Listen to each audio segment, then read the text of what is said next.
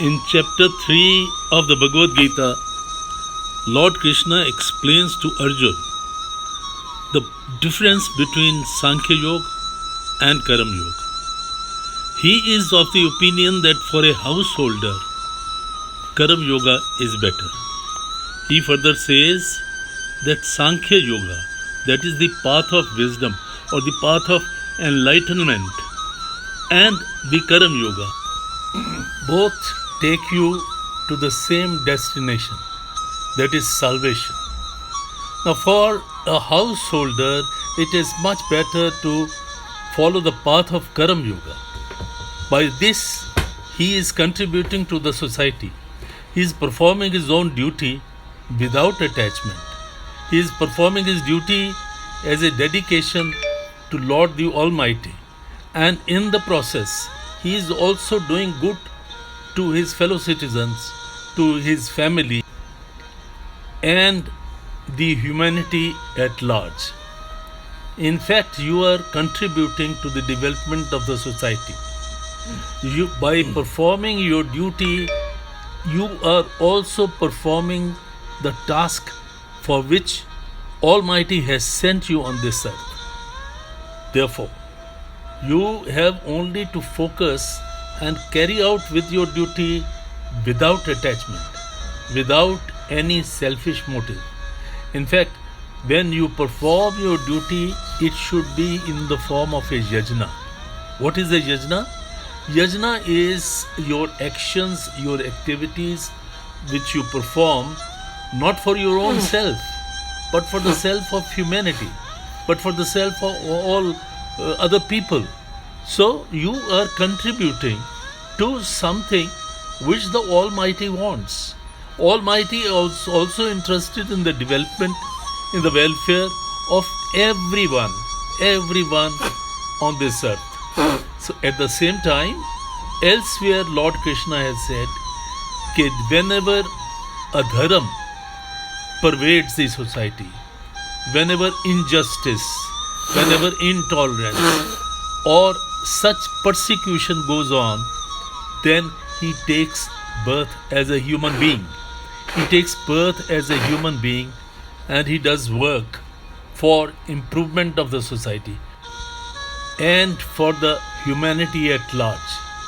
In fact, when you continue to take action, which is a part of your duty, without attachment to the result, you are contributing to whatever Lord Almighty has sent you for.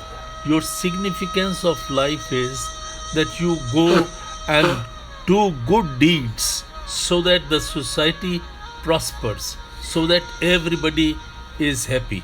But at the same time, it's your duty to fight injustice. It's your duty to eradicate persecution if it is going on.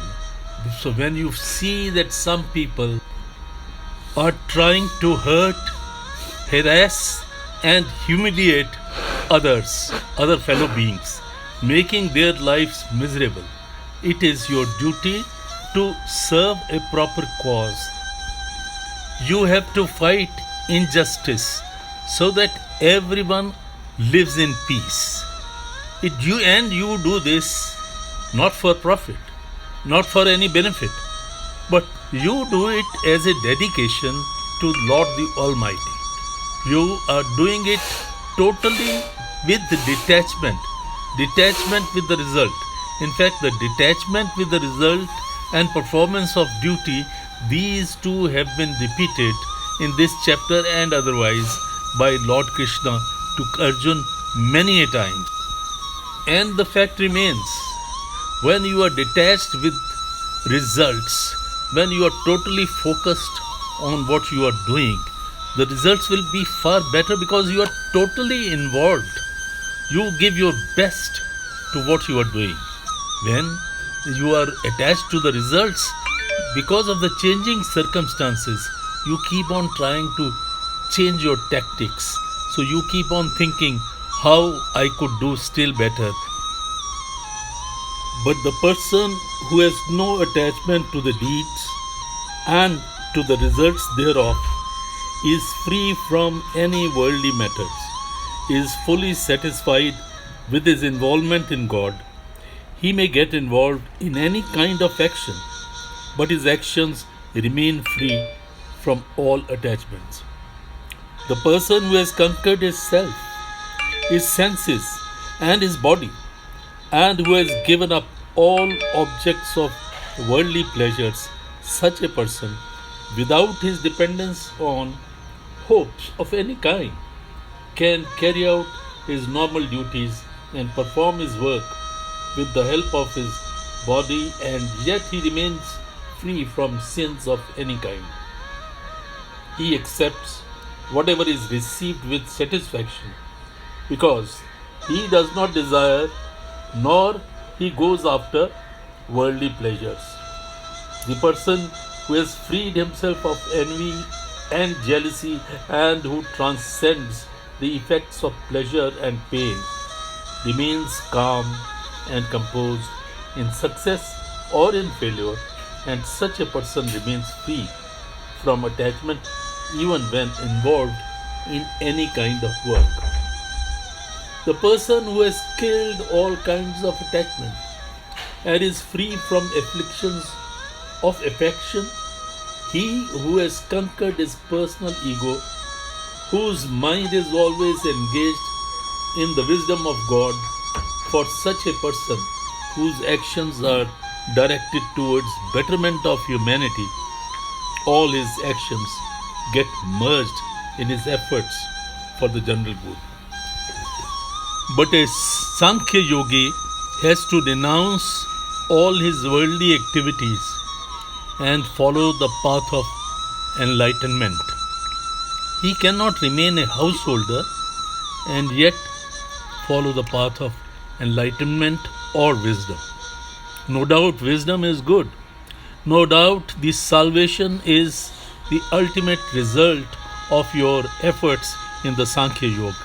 But for the householder, it is only the performance of the duty to the best of your ability at all times that is going to give you the best results.